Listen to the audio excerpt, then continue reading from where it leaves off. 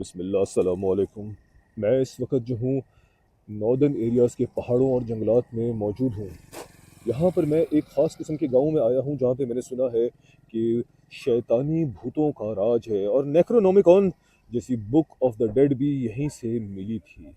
मैं इस जंगल में जब फिर रहा था तो यहाँ पर मुझे एक बाबा जी मिले, जिन बाबा जी ने कहा कि बेटा ये तुम कहाँ आ चुके हो, यहाँ पे तो शयातीन का राज है। आइए मैं आपको उन बाबा जी के पास लेके चलता हूँ और उनसे हम पूछते हैं कि बाबा जी इस जंगल का क्या राज है। हाँ बेटा, यहाँ पे राज तो है। यहाँ पे खतरनाक आत्माओं का राज है।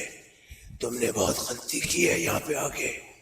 अब तुम्हें यहाँ से कोई नहीं बचा सकेगा, कोई नहीं बचा सकेगा।